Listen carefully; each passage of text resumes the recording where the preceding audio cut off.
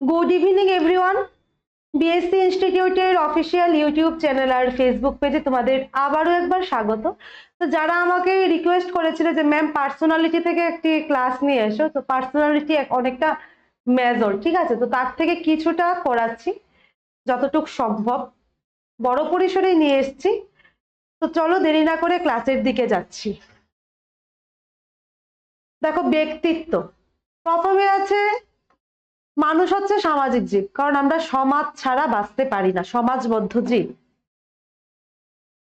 মানুষ সামাজিক জীব, সমাজের বিভিন্ন পরিস্থিতিতে আমরা বিভিন্ন ধরনের আচরণ করে থাকি। সমাজের মধ্যে বিভিন্ন সিচুয়েশনে আমরা বিভিন্ন ধরনের আচরণ করি, সময়ে ভালো সময়ে খারাপ, ঠিক আছে। তো প্রত্যেকের পিছনে কোনো না কোনো কারণ থাকে, কিন্তু কেন আমরা একই পরিস্থিতিতে সবাই এক ধরনের আচরণ করি না? কি কারণে আমরা সবাই একই ধরনের পরিস্থিতিতে একই রকম আচরণ করি না? এর কারণ হচ্ছে আমাদের প্রত্যেকের ব্যক্তিত্বই আলাদা, আমাদের প্রত্যেকেরই পার্সোনালিটি আলাদা। তাহলে পার্সোনালিটি জিনিসটা কি? পার্সোনালিটি জিনিসটা হলো যেই বৈশিষ্ট্যের ভিত্তিতে একটা মানুষ আরেকটা মানুষ থেকে আলাদা, তো সেই গুণগুলিকে, বৈশিষ্ট্যগুলিকে বলবে ব্যক্তিত্ব। তো ব্যক্তির নিজস্ব বৈশিষ্ট্য ও পরিবেশগত উপাদানের সমন্বয়ের গঠন হচ্ছে ব্যক্তিত্ব। একদিকে ব্যক্তির নিজস্ব বৈশিষ্ট্য, অন্যদিকে পরিবেশগত উপাদান, এই দুইয়ের যোগফল হচ্ছে ব্যক্তিত্ব। তো ব্যক্তিত্বের গঠন ও বিকাশ কিভাবে হয় তা নিয়ে বিভিন্ন সময়ে বিভিন্ন তত্ত্ব দেওয়া হয়েছে। ব্যক্তিত্বের বিকাশ সম্পর্কে বিভিন্ন সময়ে বিভিন্ন তত্ত্ব দেওয়া হয়েছে। তো এই তত্ত্বগুলো অনেক কারণে সমালোচিত হলেও, ব্যক্তিত্বের তত্ত্বগুলি অনেক কারণে সমালোচিত, অনেকে এগুলিকে নিয়ে সমালোচনা করেছেন, তবু তা সত্ত্বেও মনোবিজ্ঞানী, শিক্ষাবিদ, সমাজবিদ ও শিক্ষকের কাছে এগুলোর মূল্য অপরিসীম। মনোবিজ্ঞানীর কাছে বলো, শিক্ষাবিদের কাছে বলো, সমাজবিদের কাছে বলো, শিক্ষকের কাছে বলো, পার্সোনালিটির মূল্য অনেকটাই বেশি। শিশুদের আচরণ অন্তর্নিহিত কারণ খুঁজতে গেলে এই তত্ত্বগুলো আমাদের দিক নির্দেশনা দেয়। শিশুদের আচরণের কারণটা যদি আমরা খুঁজতে যাই, তাহলে ব্যক্তিত্বের তত্ত্বগুলো আমাদেরকে পথ দেখায়, ব্যক্তিত্বের তত্ত্বগুলো আমাদেরকে পথ দেখায়। তো এখানে আমরা ব্যক্তিত্ব বিকাশের কয়েকটি তত্ত্ব আলোচনা করব। এছাড়াও ব্যক্তিত্বের বিভিন্ন সংলক্ষণ, এই যে ব্যক্তিত্বের ট্রেট থিওরি, যেমন আত্মধারণা, সৃজনশীলতা, উদ্বেগ নিয়ে আলোচনা হয়েছে।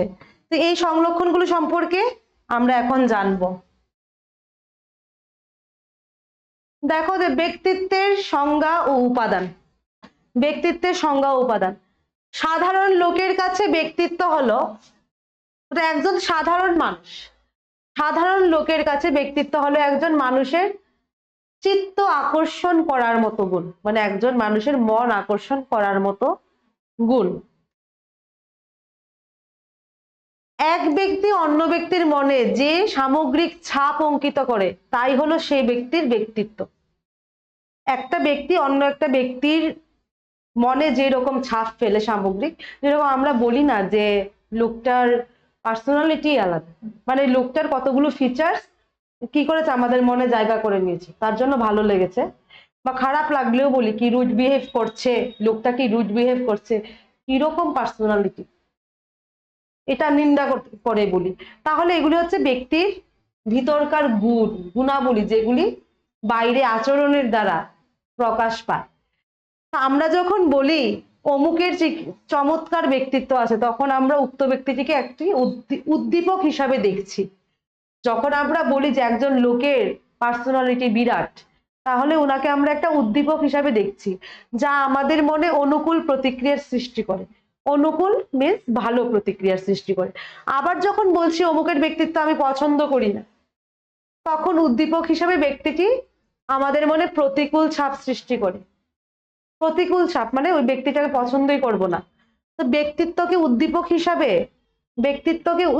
হিসাবে গণ্য করার অসুবিধা এই যে, গণ্য করার একটা অসুবিধা আছে, উদ্দীপক হিসাবে গণ্য করার একটা অসুবিধা এই হলো, এতে আমরা ব্যক্তিত্বের একটি নির্দিষ্ট ধারণা পাই না। উদ্দীপক বললে আমরা একটা নির্দিষ্ট ধারণা পাই না। তো একই ব্যক্তি বিভিন্ন লোকের মধ্যে বিভিন্ন প্রতিক্রিয়া সৃষ্টি করে। একটা মাত্র ব্যক্তি বিভিন্ন লোকের কাছে বিভিন্ন রকম। একটা মানুষ সবার কাছে তো ভালো হতে পারবে না, কিন্তু অনেকের কাছে খুব ভালো, আবার অনেকের কাছে খুব খারাপ। ঠিক আছে, তাহলে এখানে এটাই বলছি, একই ব্যক্তি বিভিন্ন লোকের মধ্যে বিভিন্ন ধরনের প্রতিক্রিয়া সৃষ্টি করে। অর্থাৎ একই ব্যক্তি উদ্দীপক হিসাবে সবার কাছে এক নয়। একজন মানুষ সবার কাছে এক হতে পারে না। যেমন একজন ব্যক্তিকে তার নিয়োগকারী যেভাবে মূল্যায়ন করে, ব্যক্তির স্ত্রী তাকে সেইভাবে মূল্যায়ন করে না। ক্লাসে একজন ব্যক্তিকে তার নিয়োগকারী যেভাবে মূল্যায়ন করে, ব্যক্তির স্ত্রী তাকে ঠিক সেভাবে মূল্যায়ন করে না। ব্যক্তিত্বকে সমাজ কাঠামো থেকে আলাদা করা যায় না, আবার ব্যক্তিত্বকে আবার সমাজ থেকে বাদও দেওয়া যাবে না, আলাদাও করা যাবে না। তো ব্যক্তি তার সমাজের ব্যক্তিবর্গ, তারপর সমাজের লোকেদের আচরণ, সংস্কৃতি, সামাজিক মূল্যবোধ, এই সমস্ত উপাদানের সাথে পারস্পরিক সম্পর্কে অবতীর্ণ হয়। অর্থাৎ একটা মানুষ কি করে, একটা মানুষ যে সমাজে বাস করে ওই সমাজের বিভিন্ন মানুষের সঙ্গে, তারপর বিভিন্ন মানুষের আচরণ, সংস্কৃতি, সামাজিক মূল্যবোধ, এই সমস্ত উপাদানের সঙ্গে পারস্পরিক একটা সম্পর্ক তৈরি করে। তো এই পারস্পরিক সম্পর্কের ফল হিসাবে ব্যক্তি একটি ব্যক্তিত্ব অর্জন করে। আমরা তো অনেক কিছুই অর্জন করি সবার থেকে, না? অর্থাৎ ব্যক্তির সাথে সমাজের বিভিন্ন উপাদানের পারস্পরিক প্রতিক্রিয়ার ফলে ব্যক্তিত্বের উদ্ভব হয় বা ব্যক্তিত্বের সৃষ্টি হয়। অর্থাৎ ব্যক্তির সাথে সমাজের বিভিন্ন উপাদানের পারস্পরিক ইন্টারেক্টের ফলে ব্যক্তিত্বের সৃষ্টি হয়। যেহেতু ব্যক্তিত্বের মূল্যায়নের ব্যাপারে কোনো নির্দিষ্ট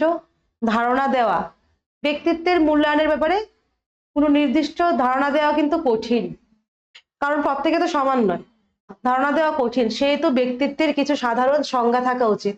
বিভিন্ন মনোবিজ্ঞানীরা বিভিন্ন রকম সংজ্ঞা দিয়েছেন। বিভিন্ন মনোবিজ্ঞানী এই লক্ষ্যে বিভিন্ন সময়ে ব্যক্তিত্বকে বিভিন্নভাবে সংজ্ঞায়িত করেছে। আমরা এবার মনোবিজ্ঞানীদের সংজ্ঞাগুলিকে দেখব। দেখো, ওয়ারেন কি করেছে। ওয়ারেন 1934 ওয়ারেনের মতে ব্যক্তিত্ব হলো কোনো ব্যক্তির চিন্তা, অনুভূতি, ইচ্ছা এবং শারীরিক বৈশিষ্ট্য সমূহের সমন্বিত সংগঠন। ওয়ারেনের মতে ব্যক্তিত্ব হচ্ছে কোনো ব্যক্তির চিন্তা, অনুভূতি, ইচ্ছা এবং শারীরিক বৈশিষ্ট্য সমূহের সমন্বিত সংগঠন, যা এক ব্যক্তিকে অন্য ব্যক্তি থেকে পৃথক করে, একটা ব্যক্তিকে আরেকটা ব্যক্তি থেকে আলাদা করে। আলপোর্ট কি বলেন? আলপোর্টের সংজ্ঞাটা তো ভেরি ভেরি ইম্পর্টেন্ট।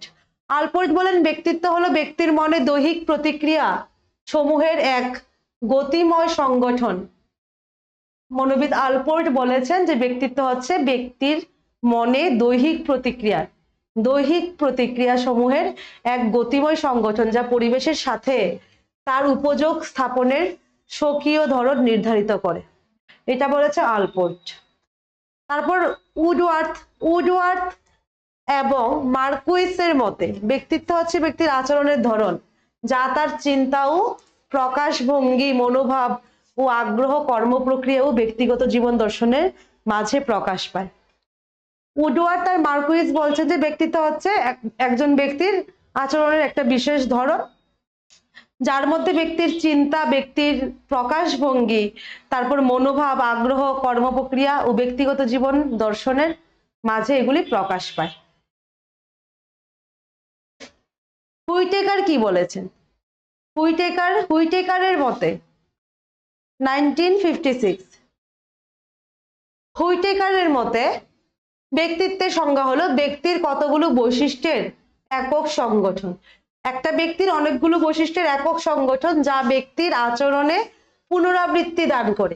এই সংজ্ঞায় তিনি ব্যক্তিত্বের সর্বজন স্বীকৃত কয়েকটি দিক তুলে ধরতে চেয়েছেন।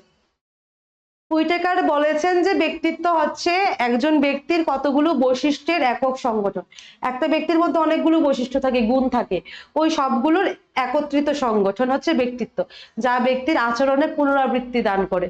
তো এই সংজ্ঞায় তিনি আবার সর্বজন স্বীকৃত, মানে সবাই যেন স্বীকৃতি দেয়, এইরকম কয়েকটি দিক তুলে ধরতে চেয়েছেন। প্রথমত কি তুলে ধরতে চেয়েছেন? প্রথমত ব্যক্তিত্ব হলো একটি একক অভিব্যক্তি, ওন এক্সপ্রেশন। ঠিক আছে, একক অভিব্যক্তি, অর্থাৎ কোনো ব্যক্তির ব্যক্তিত্বই অন্য কারোর মতো নয়। কোনো ব্যক্তির পার্সোনালিটি, একটা লোকের পার্সোনালিটি আরেকটা ব্যক্তির লোকের সঙ্গে কখনো মিলবে না, আমরা যতই বলি না কেন। যে সে আমার মতো না, একটু হলেও আলাদা। তো এটি হচ্ছে একজনের স্বকীয়তা বা অনন্যতা। এই যে ডিফারেন্ট, এটা হচ্ছে একজনের নিজস্বতা। স্বকীয়তা মানে নিজস্বতা বা অনন্যতা। দ্বিতীয়ত ব্যক্তিত্ব হলো কতগুলো বৈশিষ্ট্য বা গুণাবলীর সংগঠন। ব্যক্তিত্ব হলো অনেকগুলো বৈশিষ্ট্যের সংগঠন। তৃতীয়ত ব্যক্তির বিভিন্ন গুণাবলীর একক সংগঠনটি ব্যক্তির আচরণে একটি পৌনঃপুনিকতা বা স্থায়িত্ব দান করে। তৃতীয়ত হচ্ছে ব্যক্তির বিভিন্ন যে গুণাবলীগুলি রয়েছে ওগুলো একত্রিত হয়ে ব্যক্তির আচরণের মধ্যে একটা স্থায়িত্ব দান করে। মানে অনেকগুলো আচরণ আছে, এগুলো স্থায়ী আচরণ মানুষের মধ্যে দেখা যায়। তো অন্যান্য মনোবিজ্ঞানীরাও ব্যক্তিত্বের অনুরূপ সংজ্ঞা দিয়েছেন, অন্যান্য মনোবিজ্ঞানীরাও ব্যক্তিত্বের সেম সংজ্ঞাই দিয়েছেন। বেশিরভাগ মনোবিজ্ঞানীরাই মনে করেন ব্যক্তিত্ব কোনো ব্যক্তির কতগুলো গুণ বা সংলক্ষণের একটি সংগঠন। ব্যক্তিত্ব হচ্ছে কোনো ব্যক্তির গুণ বা সংলক্ষণের একটি সংগঠন। এবার ব্যক্তিত্বের সংলক্ষণ কি, ট্রেটটা কি? ব্যক্তিত্বের সংলক্ষণ হচ্ছে এটাই যে বৈশিষ্ট্যের দ্বারা একটা মানুষ আরেকটা মানুষ থেকে পৃথক, ওই বৈশিষ্ট্যগুলোকে বলে ব্যক্তিত্বের সংলক্ষণ। আর প্রত্যেক ব্যক্তির বেলায় নির্দিষ্ট গুণাবলীর সংগঠনের মধ্যে পার্থক্য আছে। প্রত্যেকটা ব্যক্তির মধ্যে গুণের পার্থক্য আছে, প্রত্যেকটা ব্যক্তির। মনোবিজ্ঞানীরা ব্যক্তিত্বের আরেকটি সাধারণ ধর্মের কথা স্বীকার করে, সেটি হলো সংগঠনের স্থায়িত্ব। এবং সংগঠনের স্থায়িত্বের অর্থ হলো এই যে কতগুলো সংলক্ষণের জন্য ব্যক্তি কোনো অবস্থার পুনরাবৃত্তি ঘটলে একই রকম ভাবে অর্থাৎ সামঞ্জস্যপূর্ণভাবে প্রতিক্রিয়া করে। মনোবিজ্ঞানীরা বলছেন যে সংগঠনের স্থায়িত্ব এই কথাটার অর্থ হচ্ছে সংলক্ষণ মানে বৈশিষ্ট্য। সংলক্ষণের জন্য ব্যক্তি কোনো অবস্থার যদি রিপিট করে, পুনরাবৃত্তি ঘটলে সেম প্রতিক্রিয়াটা আবার করে, সেম প্রতিক্রিয়াটা করে। এবার আমরা সামগ্রিক দৃষ্টিভঙ্গি দেখবো, সবার দৃষ্টিভঙ্গি সামগ্রিক। ব্যক্তিত্বের যে কোনো সংজ্ঞায় আমরা গ্রহণ করি না কেন, ব্যক্তিত্বের যে কোনো সংজ্ঞায় আমরা গ্রহণ করি না কেন, একটি ব্যক্তিকে সামগ্রিকভাবে দেখতে হবে। একটা ব্যক্তিকে সামগ্রিকভাবে মানে সব দিক থেকে দেখতে হবে, অ্যানালাইসিস করতে হবে। একজন ব্যক্তিকে সব দিক থেকে অ্যানালাইসিস করতে হবে। ব্যক্তির সামগ্রিক রূপটিকে দেখতে হলে ব্যক্তিকে সব দিক থেকে আমাদের দেখা উচিত। একটা ব্যক্তিকে যদি সামগ্রিক রূপটা দেখতে লাগে, একটা ব্যক্তির সম্পূর্ণ রূপটা দেখতে হলে তাহলে এই ব্যক্তিটাকে সব দিক থেকে আমাদের দেখা উচিত, অ্যানালাইসিস করা উচিত, অবজার্ভ করা উচিত সব দিক থেকে। এবং এই জন্য নিম্নলিখিত অনেকগুলো কথা আমাদের মনে রাখতে হবে। কি কি দেখছি আমরা? ফার্স্ট অফ অল হচ্ছে প্রত্যেক ব্যক্তির ব্যক্তিত্ব কতগুলো গুণ বা সংলক্ষণের সংগঠন। ব্যক্তিত্ব হচ্ছে অনেকগুলো গুণ বা সংলক্ষণের সংগঠন। দ্বিতীয়ত হচ্ছে সংলক্ষণের সংগঠন প্রত্যেক ব্যক্তির বেলায় আলাদা, যা ব্যক্তিকে একটি বৈশিষ্ট্য বা অনন্যতা দান করে। এই সংলক্ষণ একজনের থেকে আরেকজনের আলাদা হবে, যার দ্বারা একটা ব্যক্তি অনন্যতা দান করে মানে নিজস্বতা ধারণ করে। থার্ড হচ্ছে ব্যক্তিত্বের একটা স্থায়ী বা নিরবচ্ছিন্নতা আছে, ব্যক্তিত্বের একটা স্থায়িত্ব আছে বা নিরবচ্ছিন্নতা আছে। বেশ কিছু সময়ের জন্য ব্যক্তিত্ব একই রকম থাকে, বেশ কিছু সময়ের জন্য মানব জীবনের ব্যক্তিত্ব একই রকম থাকে। অর্থাৎ কারো ব্যক্তিত্ব রাতারাতি বদলে যায় না, কারোর পার্সোনালিটি রাতারাতি বদলে যায় না। মানে হুট করে বললাম যে পার্সোনালিটি চেঞ্জ করে ফেলবো, বললেও করা যাবে না। নেক্সট দেখো, ব্যক্তিত্বের বিকাশ ও পরিবর্তন ঘটে। ব্যক্তিত্বের বিকাশ ও পরিবর্তন ঘটে। কোনো ব্যক্তি জন্ম থেকে একটা বিশেষ ব্যক্তিত্ব নিয়ে জন্মায় না, কোনো ব্যক্তি পার্সোনালিটি নিয়ে জন্মায় না। ধীরে ধীরে ব্যক্তি গড়ে উঠে বিকাশ লাভ করে, সুতরাং ব্যক্তিত্ব পরিবর্তনযোগ্য। ব্যক্তিত্ব কিন্তু পরিবর্তনযোগ্য।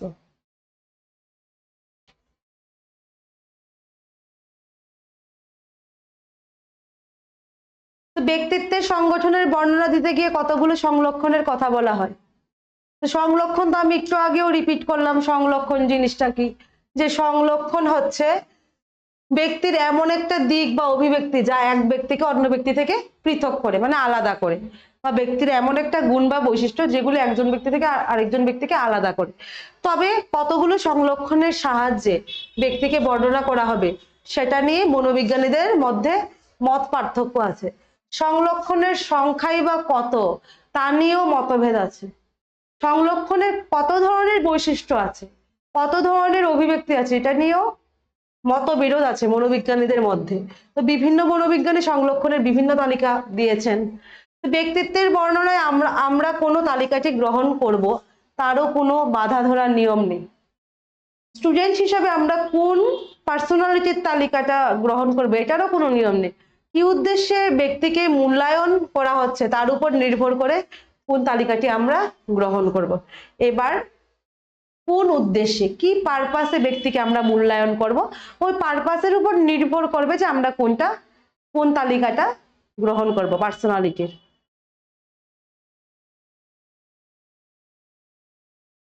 ব্যক্তিত্বের একটি পূর্ণাঙ্গ বর্ণনায় কিছু গুণাবলীর উল্লেখ থাকা দরকার বা বাঞ্ছনীয়, যেরকম জৈবিকভাবে নির্ধারিত গুণাবলী, যেমন দৈহিক শক্তি, দেহের রং, চুলের রং, দৃষ্টিশক্তি, শ্রবণ শক্তি ইত্যাদি।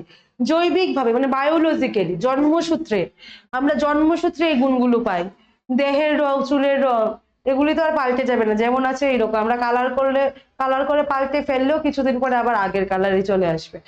তারপর অভিজ্ঞতার পর্যায় এবং পরিমাণ, যেরকম শিক্ষাগত যোগ্যতা, পেশাগত যোগ্যতা, এগুলি হচ্ছে অভিজ্ঞতার পর্যায়। নেক্সট হচ্ছে স্বকীয় বা অন্যান্য মানসিক প্রক্রিয়া সমূহ। স্বকীয় মানে নিজস্বতা, যেটা বলে, যেমন প্রতিভা, এটা যার যার নিজস্ব একটা গুণ। প্রত্যেকের মধ্যে একই রকম প্রতিভা থাকবে এরকমও নয়। তারপর মনোযোগের ক্ষমতা, ইন্দ্রিয়ের অসাধারণ সংবেদনশীলতা ইত্যাদি। যেরকম অনেকে আছে যে খুব তাড়াতাড়ি চোখগুলো দিয়ে ক্যাচ করে নিতে পারে লেখাটা, খুব তাড়াতাড়ি নাম্বার মনে রাখতে পারে একবার দেখলেই, তো ওইগুলো তো ইন্দ্রিয়ের অসাধারণ সংবেদনশীলতা। এবার আমরা ব্যক্তিত্বের উপাদানগুলি দেখব। উপাদানগুলি কি কি আছে। মানুষের ব্যক্তিত্ব তার জৈবিক ও সামাজিক পরিবেশ উভয়ের উপরে নির্ভরশীল। একদিকে যেরকম জন্মসূত্রে জৈবিক, আরেকদিকে সমাজে বেড়ে ওঠা সামাজিক পরিবেশ, দুটা রূপের উপরই ব্যক্তিত্বটা নির্ভরশীল। তো ব্যক্তিত্বের অনুশীলনে শারীরবৃত্তি ও মনোবিজ্ঞান ও সমাজ মনোবিজ্ঞান পরস্পরের সাথে মিলিত হয়। ব্যক্তিত্বের মধ্যে কি কি থাকে, শারীরবৃত্তীয়, তারপর মনোবিজ্ঞান আর সমাজ মনোবিজ্ঞান, এই তিনটা একটার সাথে একটা মিলিত হয়। তো আমরা নিচে দেখছি যে ব্যক্তিত্বের উপাদানগুলো। দৈহিক উপাদান, নিঃসন্দেহে মানুষের দেহ ব্যক্তিত্ব গঠনের একটি উপাদান। এটা নিঃসন্দেহে বলা যায় যে মানুষের মানে এই যে শারীরিক গঠনটা, দৈহিক গঠনটা, ওইটা একটা ব্যক্তিত্বের উপাদান। তো ব্যক্তির আকার ও উচ্চতা তার আচরণে গুরুত্বপূর্ণ প্রভাব বিস্তার করে। তো বেটে ব্যক্তিকে যদি পিগমি বলে সম্বোধন করা হয় তবে সেটা তার আচরণকে প্রভাবিত করবে। কোনো একটা বেটে লোক যাচ্ছে, তাকে যদি পিগমি বলে সম্বোধন করা হয়, ডাকা হয়, তাহলে কিন্তু তার আচরণে এটা প্রভাব ফেলবে। কিন্তু তো মানুষের দেহের বিভিন্ন অংশের অনুপাতে প্রভেদ আছে। এই যে হিউম্যান বডির মধ্যে বিভিন্ন অংশের অনুপাতে কিন্তু প্রভেদ আছে, মানে পার্থক্য আছে। তো প্রত্যেকের অঙ্গ প্রত্যঙ্গ এক সমান না। তো শরীরের গড়নের সাথে ব্যক্তিত্বের সম্পর্ক বিভিন্ন তত্ত্বের মাধ্যমে প্রকাশ করা হয়েছে। শরীরের গড়নের মাধ্যমে ব্যক্তিত্বের প্রকাশ করা হয়েছে। তো এইসব বাহ্য গুণাবলী ছাড়া, এগুলি বাহ্যিক গুণাবলী, বাইরের গুণাবলী ছাড়া অভ্যন্তরীণ দৈহিক অবস্থাও ব্যক্তিত্ব গঠনে গুরুত্বপূর্ণ। এগুলো তো বাইরের দৈহিক অবস্থা না, কিন্তু অভ্যন্তরীণ দৈহিক ব্যবস্থাও রয়েছে। অভ্যন্তরীণ দৈহিক ব্যবস্থা বা অভ্যন্তরীণ দৈহিক অবস্থাও ব্যক্তিত্ব গঠনে একটা গুরুত্বপূর্ণ ভূমিকা পালন করে। যেরকম শরীরের গড়ন ও ব্যক্তিত্ব, জার্মান মনোবিজ্ঞানী ক্র্যাৎসমার, হ্যাঁ এটা ক্র্যাৎসমার হবে, জার্মান মনোবিজ্ঞানী ক্র্যাৎসমার মনে করেন ব্যক্তিত্বের কতগুলো গুণাবলী, বিশেষভাবে কোন গুণাবলীগুলি, বিশেষ করে মেজাজ, টেম্পারমেন্ট, মেজাজের সঙ্গে শরীরের গড়নের সম্পর্ক আছে। ব্যক্তির মেজাজের সঙ্গে শরীরের গড়নের একটা সম্পর্ক আছে। তিনি দুই ধরনের মেজাজ শনাক্ত করেন। কে করেন? ক্র্যাৎসমার। দুই ধরনের মেজাজ শনাক্ত করেন। এগুলো হচ্ছে, একটা হচ্ছে সাইক্লোয়েড, আরেকটা হচ্ছে স্কিজোয়েড। সাইক্লোয়েডটা কি? সাইক্লোয়েড মেজাজের ব্যক্তিরা আবেগ চঞ্চল আর অস্থির হয়। দেখবে সামান্য কিছুতেই অস্থির হয়ে যাচ্ছে, সামান্য কিছুতেই চঞ্চল হয়ে পড়ছে, অস্থির হয়ে যাচ্ছে। এগুলো হচ্ছে সাইক্লোয়েড টাইপের মেজাজগুলো, যেরকম এখন কিছু হলো যে পরিস্থিতি না বুঝে এখানে হুট করে রেগে যাবে, সিচুয়েশন কন্ট্রোল করতে জানে না, এই সাইক্লোয়েড টাইপের লোকগুলো, যাদের মেজাজ এরকম, এমনিতে লোক হিসাবে ভালো, কিন্তু কোন জায়গায় কিরকম আচরণ করতে হবে বা নিজেকে কিভাবে রাখতে হবে ওইটা সম্পর্কে একটু মনে থাকে না, মনে তো থাকে কিন্তু ওই সময় নিজেকে কন্ট্রোল করতে পারে না আর কি। নেক্সট হচ্ছে স্কিজোয়েড ব্যক্তিরা অন্তর্মুখী ও সামাজিক সম্পর্ক বিমুখ। স্কিজোয়েড ব্যক্তিদের যে মেজাজ নেই এরকম না, ওদেরও মেজাজ আছে কিন্তু ভিতর ভিতর প্রকাশ পায় না, ওগুলো অন্তর্মুখী হয়, ভিতর ভিতর কিন্তু সামাজিক সম্পর্ক বিমুখ হয়। সাইক্লোয়েড টাইপের লোকদের আবার একটা ভালো জিনিস আছে যে ঝগড়া হয়ে গেল আবার একটু পরে ঝগড়া মিটে গেল, আবার আগের মতো নর্মাল হয়ে গেল, ভিতরের যা কিছু থাকলো ওগুলো বলে দিল, মিটিয়ে নিল, সবকিছু শেষ। আর এই যে স্কিজোয়েড, ওরা মনে রাখবে দীর্ঘদিন, এগুলি মনে মনে নিয়ে চলবে, আর দেখবে এটাকে আর মিউচুয়াল করবে না, এই জায়গাটা থেকে কেটে পড়বে। ঠিক আছে, তো ক্র্যাচমারের মতে সাইক্লোয়েড মনোবৃত্তি সম্পন্ন ব্যক্তিরা খাটো, গোলগাল ও মেদবহুল দেহের অধিকারী, মানে বেটে, গোলমোটল, মেদবহুল, ফ্যাটি। ক্র্যাচমারের মতে সাইক্লোয়েড মনোবৃত্তি সম্পন্ন ব্যক্তিরা হয় খাটো, গোলমাল ও মেদবহুল দেহের অধিকারী। স্কিজোয়েড মনোবৃত্তি সম্পন্ন ব্যক্তিরা লম্বা ও হালকা পাতলা গড়নের হয়। তবে ক্র্যাচমারের এই তত্ত্বটির কোনো বৈজ্ঞানিক ভিত্তি নেই, সাইন্টিফিক্যালি কোনো রকম এটা যুক্তি নেই বা প্রমাণ নেই ক্র্যাচমারের এই কথাগুলোর বা এই বৈশিষ্ট্যগুলোর যেটা বলেছে। তারপর দেখো শেলডন, তো শেলডন তো পাবে, শেলডন তো আছেই সিলেবাসে। শেলডন নামে অপর একজন মনোবিজ্ঞানী শরীরের গড়নের সঙ্গে ব্যক্তিত্বের গুণাবলীর সম্পর্ক নির্ণয় করতে চেষ্টা করেন। মানে ক্র্যাচমারের মতো করেই শেলডনও কি করেছে, শরীরের গঠনের সঙ্গে বা শরীরের গড়নের সঙ্গে ব্যক্তিত্বের গুণগুলির সম্পর্কটা তৈরি করতে চেষ্টা করেন। তো তিনি সব গুণাবলীকে 3টি শ্রেণীতে ভাগ করেন। শেলডন কি করেছেন, ব্যক্তিত্বের সমস্ত গুণগুলিকে 3টা ভাগে ভাগ করেছেন। কি কি? ভিসেরোটোনিয়া, একদম ভেরি ভেরি ইম্পর্টেন্ট এগুলো। ভিসেরিটোনিয়া অর্থাৎ এই ধরনের ব্যক্তিত্বরা কিরকম হয়, পরনির্ভরশীল হয়, সামাজিক স্বীকৃতির আকাঙ্ক্ষা, সামাজিক পরের উপর নির্ভর করে চলবে, আবার সামাজিক স্বীকৃতিও পেতে চাইবে, আরামপ্রিয়তা, আরাম করে চলতে পছন্দ করে, শৈথিল্য এবং ভোজন বিলাসী। এই টাইপের ব্যক্তিত্ব যাদের, পার্সোনালিটি যাদের আছে তাদেরকে কি নাম দিয়েছেন, ভিসেরোটোনিয়া। নেক্সট হচ্ছে সোমাটোটোনিয়া। সোমাটোটোনিয়া অর্থাৎ আত্মপ্রতিষ্ঠার চেষ্টা, অর্থাৎ এই ধরনের ব্যক্তিরা নিজের থেকেই নিজেকে প্রতিষ্ঠা করার চেষ্টা করবে, অঙ্গ সঞ্চালন ও চেষ্টার প্রাধান্য, বিভিন্ন অঙ্গ সঞ্চালন ও চেষ্টার প্রাধান্য, ঝুঁকি নেওয়ার প্রবণতা, বিভিন্ন বড় বড় রিস্ক নেবে এবং এগুলো জয়ও করবে। তো এগুলো হচ্ছে সোমাটোটোনিয়া। নেক্সট হচ্ছে সেরিব্রোটোনিয়া অর্থাৎ সংগোপন করার ইচ্ছা, আবেগের নিয়ন্ত্রণ, স্বতঃস্ফূর্ত প্রকাশশীল, অনিদ্রা ও একাকিত্বের বাসনা। এই যে এই টাইপের লোকগুলো যে একা থাকতে ভালোবাসে, ঘুমায় না, তারপর আবেগের নিয়ন্ত্রণ, দেখবে একটু আনমনা হয়ে চলছে, তো এই ধরনের ব্যক্তিত্বদের কি বলবে, সেরিব্রোটোনিয়া। তো বহু ব্যক্তিত্ব পরীক্ষা করে তিনি স্থির করেন যাদের শরীর মেদবহুল। অনেকগুলি ব্যক্তির পার্সোনালিটি টেস্ট করে শেলডন স্থির করেছেন যে যাদের শরীর মেদবহুল, গোলগাল ও নরম, তারা হচ্ছে ভিসেরোটনিক ব্যক্তিত্ব সম্পন্ন হয়। ঠিক তেমনি ভাবে যাদের শরীরে অস্থি ও পেশির বাহুল্য থাকে তারা সোমাটোটেনিক গুণ সম্পন্ন হয়। তবে শেলডনের এই মতবাদেরও কোনো বৈজ্ঞানিক ভিত্তি নেই। ক্র্যাচমারের যেরকম ছিল না, শেলডনেরও এই মতবাদের কোনো বৈজ্ঞানিক ভিত্তি নেই। কিন্তু এটা মনে রাখবে যে শেলডন ব্যক্তিত্বের সব গুণগুলিকে 3টা শ্রেণীতে ভাগ করেছেন। একটা হচ্ছে ভিসেরোটোনিয়া, দেন হচ্ছে কি সোমাটোটোনিয়া, সেরিব্রোটোনিয়া। আর প্রত্যেকটা কি এই লাইনগুলো খুবই ইম্পর্টেন্ট, আসতেই পারে। তারপর দেখো দেহের আভ্যন্তরীণ রাসায়নিক পদার্থ মানুষের আচরণের গুণাবলী নির্ধারণ করে। আমাদের মানব দেহের বিভিন্ন আভ্যন্তরীণ রাসায়নিক পদার্থ মানুষের আচরণের গুণাবলী নির্ধারণ করে। অন্তঃক্ষরা বা নালিকাবিহীন গ্রন্থি মানে এন্ডোক্রাইন গ্ল্যান্ড, অন্তঃক্ষরা গ্রন্থিগুলো, এন্ডোক্রাইন গ্ল্যান্ডগুলো ব্যক্তিত্বের উপর সর্বাপেক্ষা গুরুত্বপূর্ণ প্রভাব বিস্তার করে। উদাহরণস্বরূপ দেখো প্যানক্রিয়াস থেকে নির্গত ইনসুলিনের পরিমাণ সংকটময় স্তরের নিচে নেমে গেলে ব্যক্তি অতি সহজে বিরক্ত হয় এবং তার মধ্যে অস্পষ্ট ভীতির সঞ্চার হয়। বলছে প্যানক্রিয়াস থেকে যে ইনসুলিনটা বের হয়, ওই ইনসুলিনটার পরিমাণ যদি একটা সংকটময় একটা লেভেলের নিচে, যদি পর্যাপ্ত লেভেলের নিচে যদি নেমে যায়, তাহলে ব্যক্তি সহজে বিরক্ত হয়। আর তার মধ্যে অস্পষ্ট ভীতি, মানে অহেতুক ভয়, অজানা ভয়ের সঞ্চার হয়। তাহলে এটা ব্যক্তির কিন্তু আভ্যন্তরীণ, এটা কিন্তু ব্যক্তির আভ্যন্তরীণ রাসায়নিক পদার্থ বা রাসায়নিক ক্রিয়ার ফলে এই ধরনের আচরণ। তো অন্যান্য যেসব অন্তঃক্ষরা গ্রন্থিগুলো ব্যক্তিত্বের সাথে সম্পর্ক, অন্যান্য যেসব অন্তঃক্ষরা গ্রন্থির ব্যক্তিত্বের সাথে প্রত্যক্ষ সম্পর্ক বর্তমান, সেগুলো হচ্ছে থাইরয়েড গ্রন্থি, এড্রিনাল গ্রন্থি, যৌন গ্রন্থি, পিটুইটারি গ্রন্থি। থাইরয়েড গ্রন্থি, এড্রিনাল গ্রন্থি, যৌন গ্রন্থি, পিটুইটারি গ্রন্থি। উদাহরণস্বরূপ দেখো, থাইরয়েড বেশি সক্রিয় হলে ব্যক্তি চঞ্চল, বিরক্তিপ্রবণ, চিন্তান্বিত, অস্থিরচিত্ত হয়ে যায়।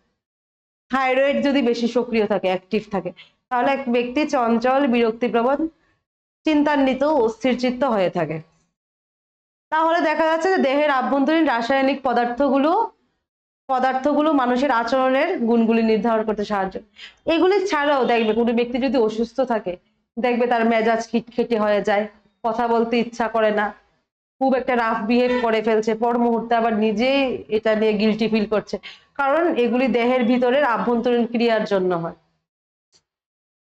নেক্সট হচ্ছে ব্যক্তিত্বের সামাজিক উপাদান।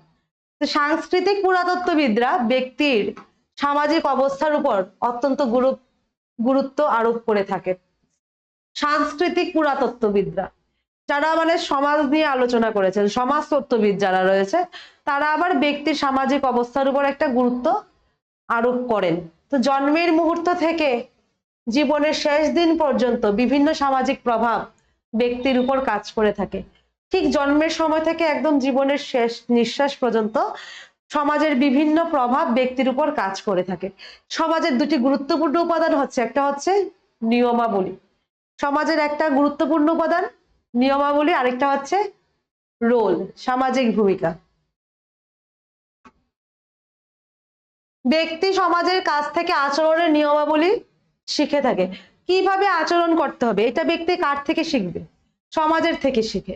সমাজের একটা এজেন্সি হচ্ছে ফ্যামিলি, যেখানে থাকে সমাজের একটা সংগঠনিত ফ্যামিলি, ওই ফ্যামিলির থেকে শিখে, অর্থাৎ সমাজ থেকেই শিখছে। তো এছাড়া শিশুর ব্যক্তিত্ব গঠন ও বিকাশে সর্বপ্রথম বাবা মা, আমি যেটা বললাম ফ্যামিলি, বাবা মাই প্রভাব বিস্তার করে।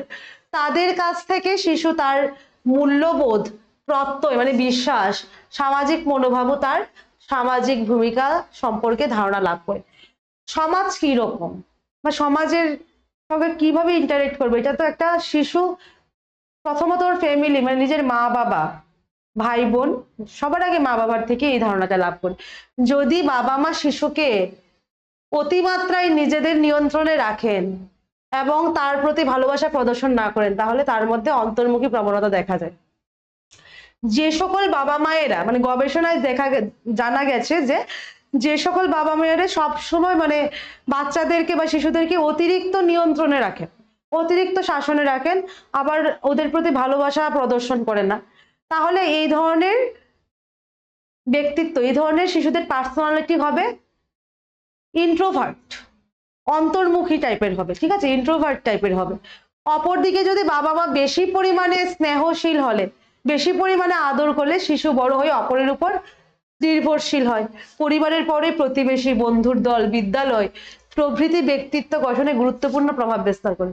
যদি বন্ধুর দলের অধিকাংশ সভ্য, সৎ ও বুদ্ধিমান হয়, তবে অন্যান্য সভ্যদের ব্যক্তিত্বে বাঞ্ছনীয় গুণাবলীর সৃষ্টি হয়।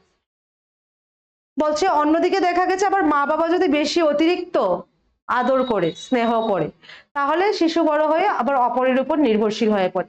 পরিবারের পরই প্রতিবেশীরা, তারপর পিয়ার গ্রুপ, বন্ধুদের দল, সমবয়সী বন্ধুদের দল, বিদ্যালয় প্রভৃতি যে সংগঠনগুলো আছে, এগুলি কিন্তু ব্যক্তিত্ব গঠনে অনেকটাই প্রভাব বিস্তার করে।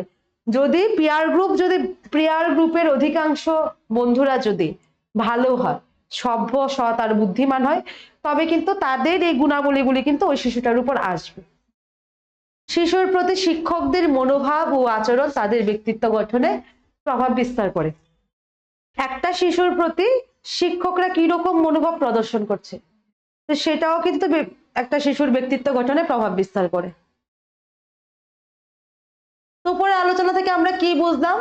উপরের আলোচনা থেকে আমরা বুঝলাম যে ব্যক্তিত্ব দৈহিক ও সামাজিক উভয় প্রকার উপাদানের একটা ফল। একই ব্যক্তি বিভিন্ন সংস্কৃতিতে লালিত পালিত হলে বিভিন্ন ধরনের ব্যক্তিত্বের অধিকারী হবে। একই ব্যক্তি বিভিন্ন সংস্কৃতিতে যদি বড় হয় তাহলে কি হবে? তাহলে বিভিন্ন ধরনের ব্যক্তিত্বের অধিকারী হবে। আবার একই সামাজিক অবস্থা বিভিন্ন ব্যক্তির মধ্যে বিভিন্ন প্রকার ব্যক্তিত্বের সৃষ্টি করতে পারে। এবার আলপোর্ট, জিডব্লিউ আলপোর্টের ভাষ্য হচ্ছে the same fire that melts butter hardens the egg, অর্থাৎ একই আগুনের উপর মাখন দিলে গলে যায় কিন্তু ডিম শক্ত হয়।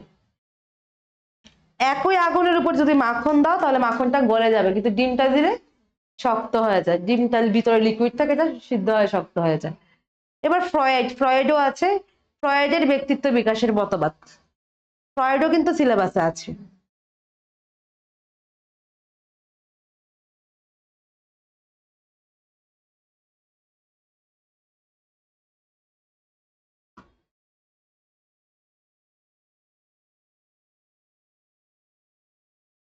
ব্যক্তিত্বের মতবাদ বলতে ব্যক্তিত্ব সম্বন্ধে কতগুলো অনুমান, স্বতঃসিদ্ধ সংজ্ঞা বোঝায়। এটা আমরা আরো পড়েছি বা বারবারই পড়ছি, ব্যক্তিত্ব বলতে কি বোঝায়। তো বহু বিশৃঙ্খল সত্যকে শৃঙ্খলবদ্ধ ও অর্থবোধক করার প্রচেষ্টা ও তা থেকে যুক্তিসঙ্গত অনুমান দ্বারা নতুন ঘটনা আবিষ্কার করার প্রচেষ্টাকে মতবাদ বলা হয়। বলছে অনেক বিশৃঙ্খল সত্যকে শৃঙ্খলবদ্ধ করা, অর্থবদ্ধ করার প্রচেষ্টা বা এগুলি থেকে যুক্তিসঙ্গত অনুমান দ্বারা নতুন কোনো একটা ঘটনার আবিষ্কার করার প্রচেষ্টাকে মতবাদ বলা হয়। তো ব্যক্তিত্বের মতবাদে একটি যুক্তিসঙ্গত কাঠামো তৈরি করতে চেষ্টা করা হয় যা দিয়ে ব্যক্তিত্ব সম্বন্ধে জ্ঞাত ঘটনাবলী শৃঙ্খলা করা সম্ভব। তো ব্যক্তিত্ব সম্পর্কে বিভিন্ন মতবাদ আছে এবং বিভিন্ন মতবাদে ব্যক্তিত্বের বিভিন্ন দিকের উপর গুরুত্ব আরোপ করা হয়েছে।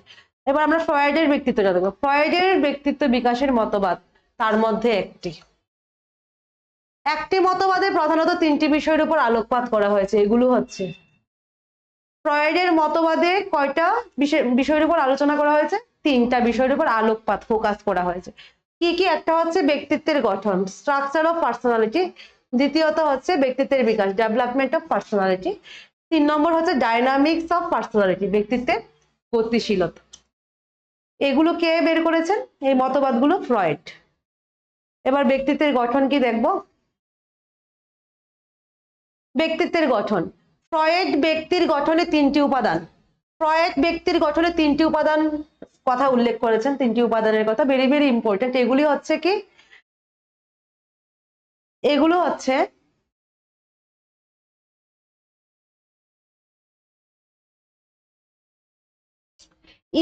ইগো আর সুপার ইগো।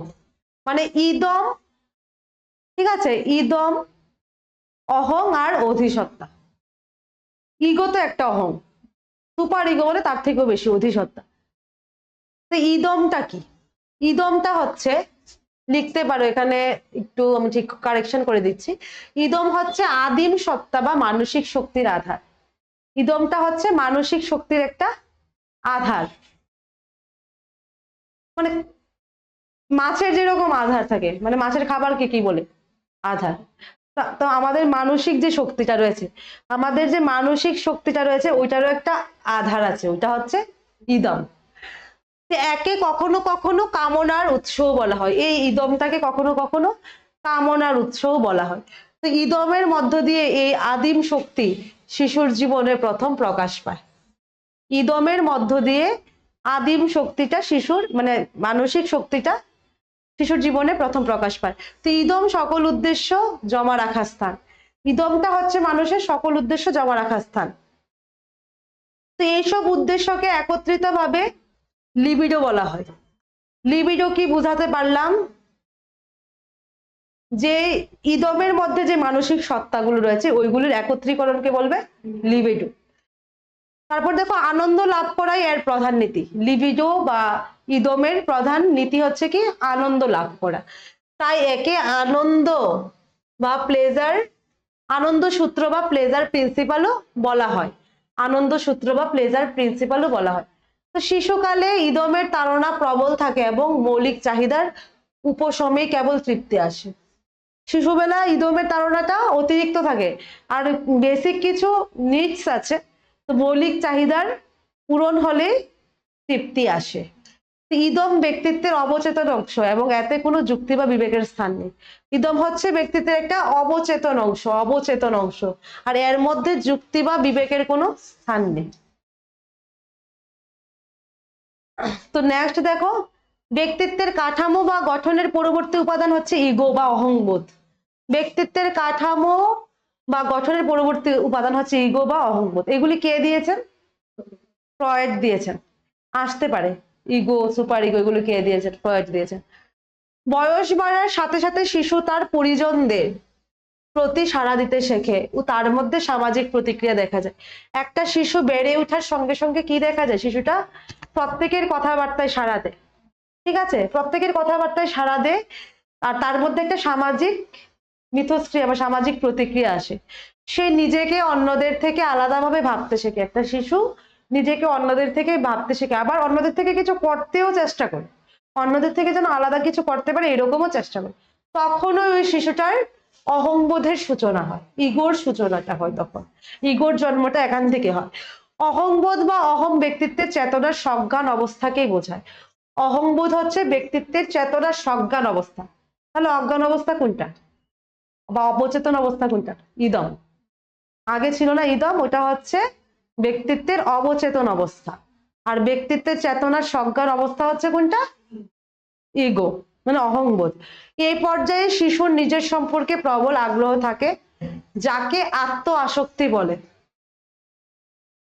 নার্সিজম, নার্সিজম বলে।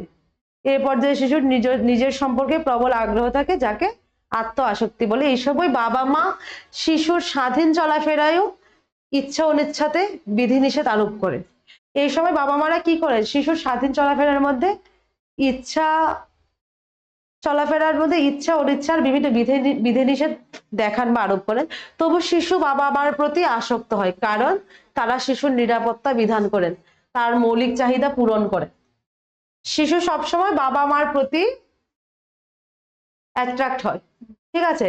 কারণ কি? কারণ শিশুর একমাত্র নিরাপত্তা জায়গা হচ্ছে ফ্যামিলি, বাবা মা। আর শিশুর যেরকম যে বেসিক নিডগুলি আছে ওগুলো বাবা মাই পূরণ করে দেয়, এবং শিশুকে সঠিক আচরণে পরিচালিত করেন। কে করেন? বাবা মা শিশুকে সঠিক আচরণে পরিচালিত করেন। অহমের প্রধান কাজ হচ্ছে, অহমের প্রধান কাজ হচ্ছে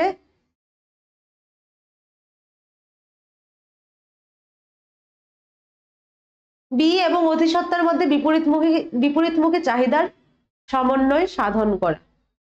অহংয়ের প্রধান কাজ হচ্ছে অধিসত্তার মধ্যে বিপরীতমুখী চাহিদার সমন্বয় সাধন করা।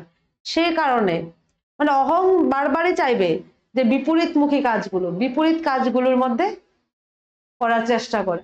সে কারণে অহংকে ব্যক্তিত্বের কার্যনির্বাহী সত্তা বলে।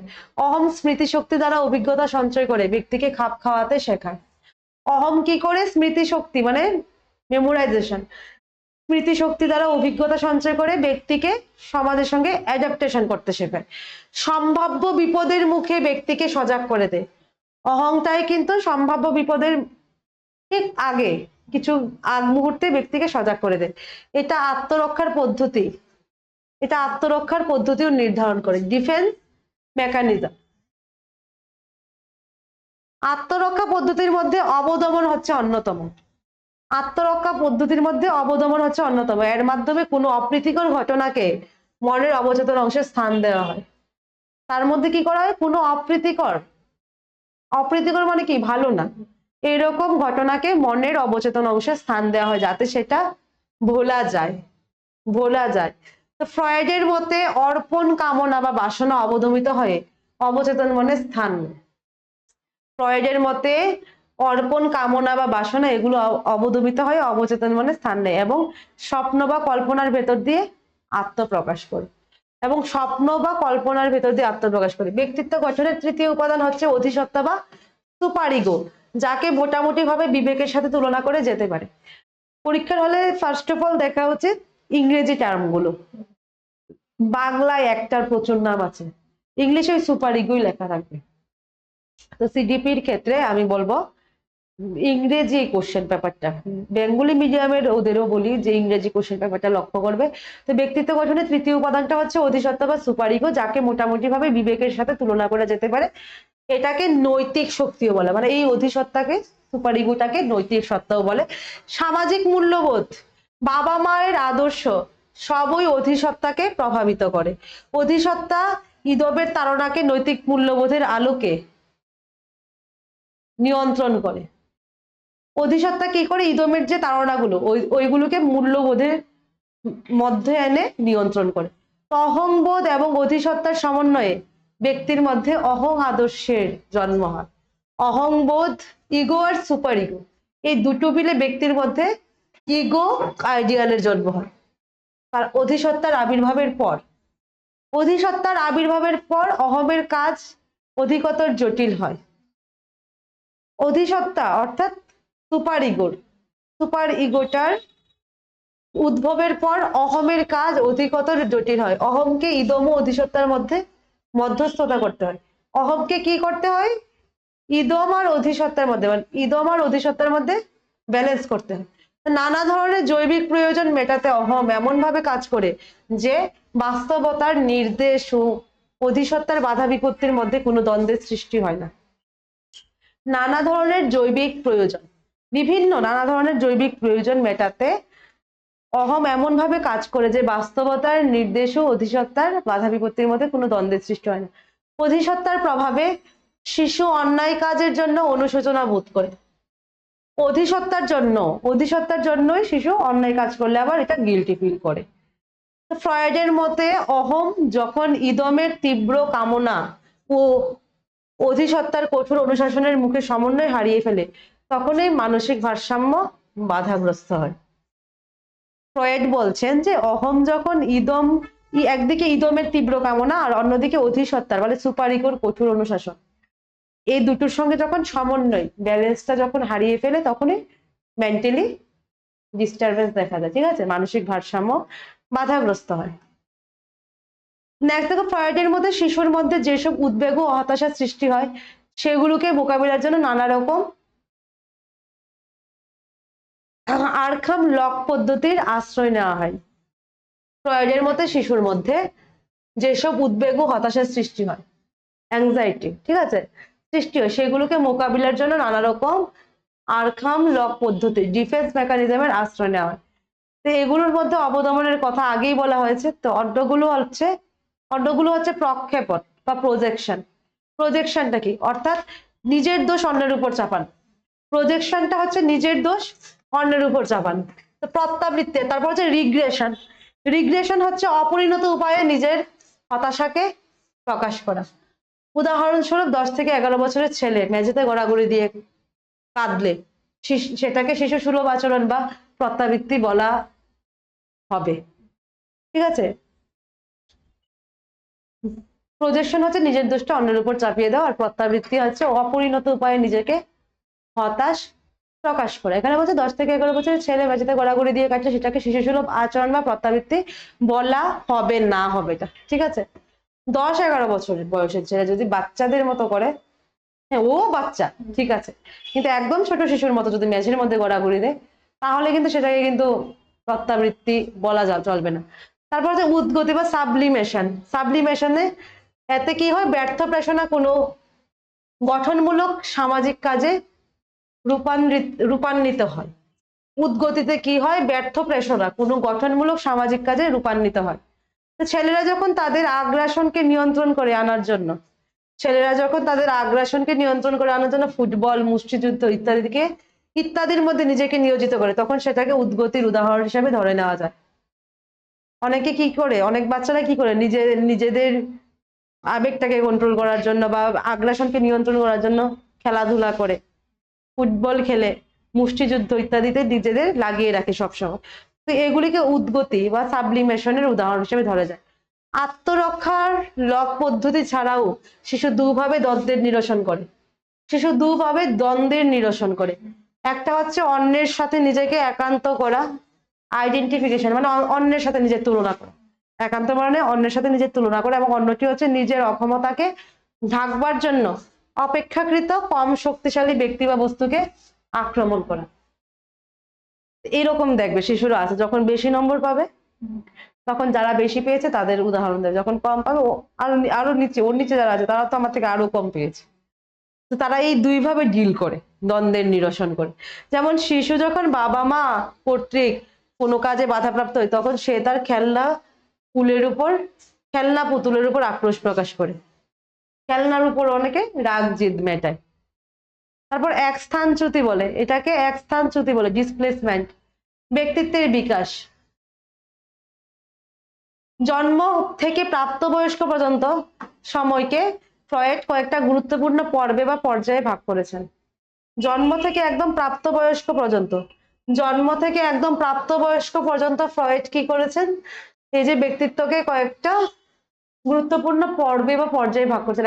একটা হচ্ছে কি মৌখিক পর্যায়, অরাল স্টেজ, আর এটা হচ্ছে অ্যানাল স্টেজ, পায়ু পর্যায়, এটা হচ্ছে লিঙ্গ পর্যায়, এটা হচ্ছে জনন পর্যায়। সময়কে সুপ্তকাল বা লেটেন্সি পিরিয়ড বলে। প্রথম তিনটি লিঙ্গ পর্যায় এবং প্রজনন পর্যায়ের মাঝের কিছুকাল পর্যন্ত পর্যায়কে প্রাকজনন পর্যায় বলা হয়। প্রথম যে তিনটা পর্যায় আছে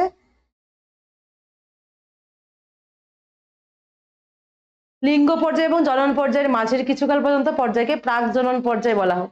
শিশুর জীবনের প্রথম বছরে মৌখিক পর্যায়ের আবির্ভাব হয় অরাল স্টেজের।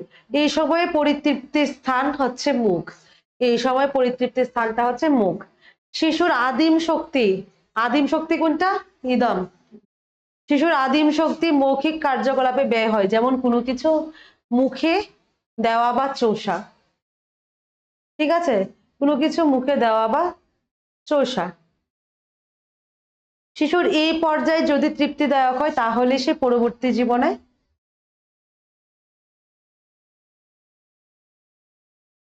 পরবর্তী জীবনে আশাবাদী হয়। এই পর্যায়ে অর্থাৎ শিশু পরাভূত হলে পরবর্তী সময়ে তর্ক বিতর্ক করে বা মৌখিকভাবে আক্রমণাত্মক মনোভাব প্রকাশ করে। তো এছাড়াও বড়দের মধ্যে অতিরিক্ত ধূমপান, অত্যধিক খাওয়া প্রভৃতি মৌখিক পর্বের অতৃপ্তির ফলে সৃষ্টি হয় বলে এই মতবাদের ধারণা। দ্বিতীয় পর্যায় হচ্ছে ব্যক্তিত্ব বিকাশের, ফ্রয়েডের মতে পায়ু পর্যায়। দ্বিতীয় বছরের পর শিশু তার দেহের নিম্নভাগের প্রতি আকৃষ্ট হয় এবং এসব অঙ্গের নাড়াচাড়ায় তৃপ্তি লাভ করে, যেরকম প্রস্রাব, পায়খানা, এগুলি নিয়ন্ত্রণ, অঙ্গ সঞ্চালনের কিছু কিছু দক্ষতা অর্জন এবং ভাষার স্ফুরণ শিশুর আত্মবোধকে শক্তিশালী করে। তো ফ্রয়েড অনুসন্ধান করে দেখেন যে শিশুর প্রক্ষালন প্রশিক্ষণে বাবা মা যদি অতিরিক্ত কঠোর হন এবং শিশুকে ভয় ভীতি বা লজ্জা দেন তাহলে পরবর্তী জীবনে শিশুর মধ্যে কৃপণতা, সূচিবায়ুগ্রস্ততা, কোষ্ঠকাঠিন্য, একগুঁয়েমি, জেদিভাব প্রভৃতি সমস্যা দেখা যায়।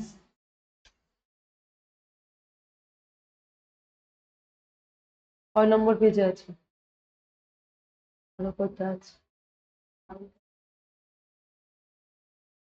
নেক্সট দেখো পরবর্তী পর্যায় অর্থাৎ লিঙ্গ পর্যায় 3 থেকে 6 বছর পর্যন্ত বিস্তৃত। এই পর্যায়ে শিশুর আনন্দস্থল লিঙ্গে স্থানান্তরিত হয় এবং সরকাতরতা বৃদ্ধি পায়। এই সময় ছেলেরা ইডিপাস এসোনা, ঠিক আছে, এবং মেয়েরা ইলেকট্রোএশনার মধ্য দিয়ে অতিক্রম করে। প্রথম দিকে ছেলে মেয়ে উভয়ই তাদের মাকে ভালোবাসে, কারণ সে তাদের প্রয়োজন মেটানোর সাথে প্রাথমিকভাবে ছেলে মেয়েরা প্রয়োজন মেটানোর সঙ্গে মার সাথে জড়িত। তবে বাবাকে তারা মায়ের মনোযোগের জন্য প্রতিদ্বন্দ্বী স্বরূপ মনে করে। এই সময়ে ছেলেদের মধ্যে এই প্রতিদ্বন্দ্বিতা তীব্রতর হয় এবং প্রকৃতপক্ষে সে বাবার স্থান দখল করতে চায়। ছেলেরা তখন প্রকৃতপক্ষে বাবার স্থান দখল করতে যায়। পরবর্তীতে মেয়েদের মধ্যে বাবার প্রতি আসক্তি সৃষ্টি হয় এবং সে মাকে প্রতিদ্বন্দ্বী মনে করে। তো বাবার প্রতি মেয়ের আসক্তিকে ইলেকট্রো এসোনা, আর মায়ের প্রতি ছেলেদের আসক্তিকে ইডিপাস এসোনা বলে।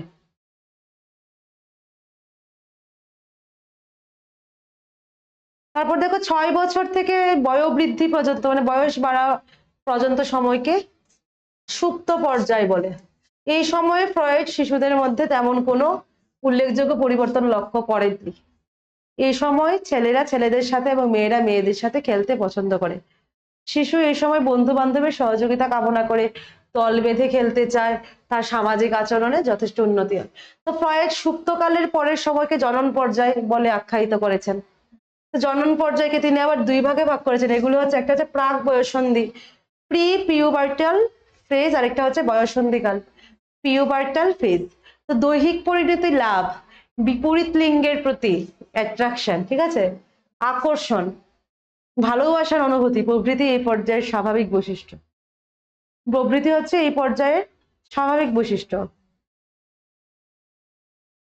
বয়ঃসন্ধিকাল, প্রাক বয়ঃসন্ধিকাল, এর থেকে বেশি বয়ঃসন্ধিকালের বৈশিষ্ট্যগুলো হচ্ছে দৈহিক পরিণতি লাভ, দেহের দেখবে দেহের গঠন কাঠামোগুলো পাল্টে যাবে, তারপর বিপরীত লিঙ্গের প্রতি আকর্ষণ, ভালোবাসার অনুভূতি এই পর্যায়ের স্বাভাবিক বৈশিষ্ট্য। তারপর ব্যক্তিত্বের গতিশীলতা। ব্যক্তিত্বের গতিশীলতা বলতে ফ্রয়েড ব্যক্তিত্বের সহজাত প্রবৃত্তি কে বুঝিয়েছেন, ব্যক্তিত্বের সহজাত প্রবৃত্তিকেই বুঝিয়েছেন। তার মতে, ফ্রয়েডের মতে সহজাত প্রবৃত্তি হচ্ছে সকল মানসিক শক্তি বা সাইকিক এনার্জির সমষ্টি, বা সাইকিক এনার্জির সমষ্টি।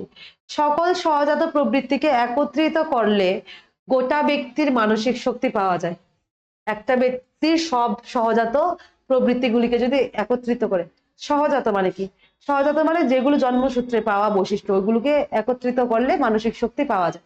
পরবর্তীকালে ফ্রয়েড সহজাত প্রবৃত্তিকে 2 ভাগে ভাগ করেছেন। একটা হচ্ছে জীবন প্রবৃত্তি, আর যেরকম আত্মরক্ষা পদ্ধতি, বংশবৃদ্ধি ইত্যাদি, এগুলো হচ্ছে জীবন প্রবৃত্তি। আর আরেকটা হচ্ছে মৃত্যু প্রবৃত্তি। একটা হচ্ছে হত্যা করা, আরেকটা হচ্ছে নিজে আত্মহত্যা করা, এগুলি হচ্ছে মৃত্যু প্রবৃত্তি। ফ্রয়েডের সহজাত প্রবৃত্তি মতবাদের আরো একটি উল্লেখযোগ্য দিক হচ্ছে মানসিক শক্তি এক বিষয় থেকে অন্য বিষয়ে স্থানান্তরিত হয়। যেমন এক আবেগ থেকে অন্য আবেগের রূপান্তর। দেখবে এক বিষয়ে ঝগড়া হলো, কথায় কথায় কথায় কথায় আরেক বিষয়ে চলে গেল, ঠিক আছে। মানসিক শক্তির এই রূপান্তর ব্যক্তিত্বের গতিশীলতার বিশেষ উল্লেখযোগ্য একটা দিক। বিভিন্ন দিক থেকে ফ্রয়েডের মতবাদের সমালোচনা করা হয়েছে। ফ্রয়েড মানসিকভাবে অসুস্থ ব্যক্তিদের ভিত্তিতে তার মতবাদ সৃষ্টি করেন। ফ্রয়েড কি করেছেন, যারা মানসিকভাবে অসুস্থ তাদের নিয়ে অ্যানালাইসিস করেছেন, তার জন্য ওর মতবাদের পেছনে সমালোচনা হয়েছে। অতএব সন্দেহ প্রকাশ করা হয়েছে এই মতবাদ স্বাভাবিক মানুষের বেলায় প্রযোজ্য হবে কিনা। সন্দেহ আছে যে স্বাভাবিক মানুষের বেলায় এই মতবাদগুলো ঠিক হবে কিনা। এছাড়াও ফ্রয়েড ব্যক্তিত্ব গঠনের জৈবিক প্রয়োজনের উপর বেশি গুরুত্ব আরোপ করেছেন, কিন্তু তিনি ব্যক্তিত্বের উপর সামাজিক ও সাংস্কৃতিক প্রভাব সম্পূর্ণভাবে অবহেলা করেছেন, মানে এগুলো নিয়ে কোনো অ্যানালাইসিস করেননি বললেই চলে। কিন্তু এইসব সমালোচনা সত্ত্বেও এটা অনস্বীকার্য যে ফ্রয়েডের মতবাদের অধিকাংশই পরবর্তীকালে গবেষণার ফলাফল দ্বারা সমর্থিত হয়েছে। এটা ছিল ব্যক্তিত্ব হিসেবে ফ্রয়েডের মতবাদ। এবার হচ্ছে এরিকসন, এরিকসনের মতবাদ। এরিকসনের মতবাদ, এরিকসন মনে করেন ব্যক্তির মনোসামাজিক বিকাশের সময় কিছু সংকটের মাধ্যমে তার আত্মপরিচয় গড়ে ওঠে। কোশ্চেন থাকে যে মনোসামাজিক তত্ত্বের প্রবক্তা, এটা হচ্ছে এরিকসন। এরিকসন মনে করেন যে ব্যক্তির মনোসামাজিক বিকাশের সময় কিছু সংকটের মাধ্যমে তার আত্মপরিচয় গড়ে ওঠে। তো বিকাশের এই সংকটগুলো হয় ব্যক্তিত্বের বিকাশ ঘটায়, নয়তো ব্যক্তিত্বকে বিকাশকে বাধা দেয়। এই যে বিকাশের সংকটগুলো হয় ব্যক্তিত্বের বিকাশ করবে, না হয় বিকাশের ক্ষেত্রে বাধা দেবে। তো আমাদের ব্যক্তিত্ব কতটা সংহতিপূর্ণ হবে তা এই সংকট সমূহ দ্বারা প্রভাবিত হয়। এরিকসন ধারণা পোষণ করেন যে ব্যক্তি যখন বেড়ে ওঠে তখন সে সমাজের বিভিন্ন লোকজনদের সাথে ভাবের আদান প্রদান করে, এই আদান প্রদানের মধ্য দিয়ে সুষ্ঠুভাবে তার ব্যক্তিত্ব গড়ে ওঠে।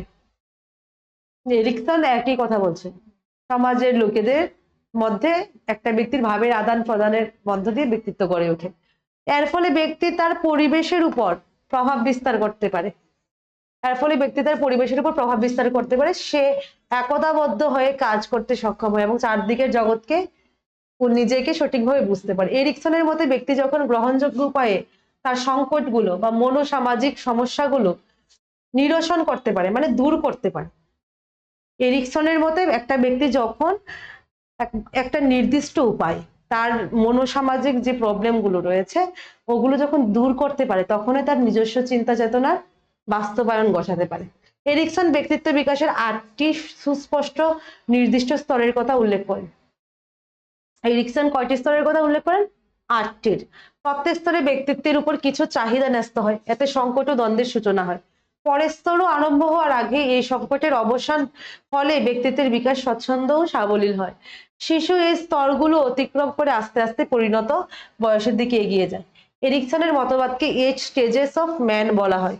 এরিকসনের ব্যক্তিত্বের মতবাদকে 8 স্টেজেস অফ ম্যান বলা হয়। তো নিচে স্তরগুলো, প্রথমটা হচ্ছে মৌলিক বিশ্বাস বনাম আত্মবিশ্বাস। মৌলিক বিশ্বাস বনাম আত্মবিশ্বাস মানে কি? এই সংকট অতি শৈশবকালে ঘটে থাকে। ব্যক্তিত্ব বিকাশের প্রথম স্তরে, ব্যক্তিত্ব বিকাশের প্রথম স্তরে শিশুর মনে আস্থা অনাস্থার বোধ জন্মে, বিশ্বাস অবিশ্বাসের বোধ জন্মে। শিশুর মৌলিক চাহিদা যদি স্নেহ ও আদর যত্নের সাথে মেটানো হয় তাহলে তার মনে নিরাপত্তা বোধ জন্মে। একটা শিশুকে যদি ছোটবেলায় যত্ন আদর করে বড় বা ওর চাহিদাকে মেটানো হয় তাহলে তার মনে নিরাপত্তা বোধ জন্মে। সে পরিবেশে ও পরিজনদের প্রতি আস্থাশীল হয়। সে পরিবেশের প্রতি যেরকম বিশ্বাসী হয় আত্মীয় পরিজনদের উপরও বিশ্বাসী হয় এবং তাদেরকে বিশ্বাস করতে আরম্ভ করে। এর বিপরীত হচ্ছে যে শিশু তার চারপাশে সবাইকে সন্দেহ করে তখনই যখন সে অবহেলা পায়, আনন্দ পায় না। তখন এই প্রসঙ্গে এরিকসন শিশু ও তার মায়ের সম্পর্কের উপর যথেষ্ট গুরুত্ব দেন। মা ও শিশুর সম্পর্ক যত নিবিড় হবে শিশু তত সহজ বিশ্বাস স্থাপন করতে পারবে। মা আর বাচ্চাদের বন্ডিং যত ভালো হবে তত সম্পর্ক ভালো হবে আর বিশ্বাসও গড়ে উঠবে। এই বিশ্বাস তার পরবর্তী জীবনেও ব্যাপ্ত হয়। তারপর হচ্ছে স্বাধীনতা বনাম লজ্জা ও দ্বিধাবোধ। স্বাধীনতা বনাম লজ্জা ও দ্বিধাবোধ। শৈশবকালের প্রথম পর্যায়ে এই সংকট উপস্থিত হয়। শিশু এ সময় তার পিতামাতা ও পরিবেশকে পরীক্ষা করে, কারণ সে বুঝতে চায় পরিবেশের কতটুকু তার নিয়ন্ত্রণ আছে। তার মধ্যে আত্মনিয়ন্ত্রণের অনুভূতির বিকাশ ঘটাতে হলে শিশুর স্বাধীন ইচ্ছার মূল্য দিতে হয়।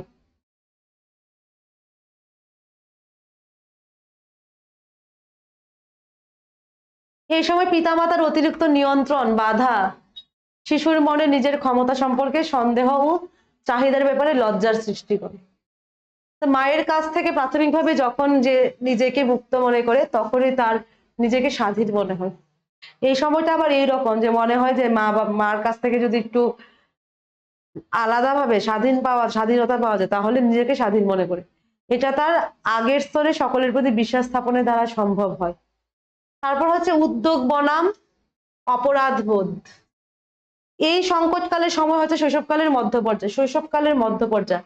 এই সময় বিশ্বাস এবং স্বাধীনতার অনুভূতি নিয়ে শিশু কোনো কাজে উদ্যোগ গ্রহণ করে থাকে। সে তার উৎসুক্য মেটানোর জন্য নিজে থেকে নতুন জায়গায় যেতে শুরু করে। এই বয়সে শিশুর মধ্যে কোনো কিছু করার ইচ্ছা জাগে এবং সে এমন কিছু করে বসে যার জন্য সে অপরাধ বোধ করে।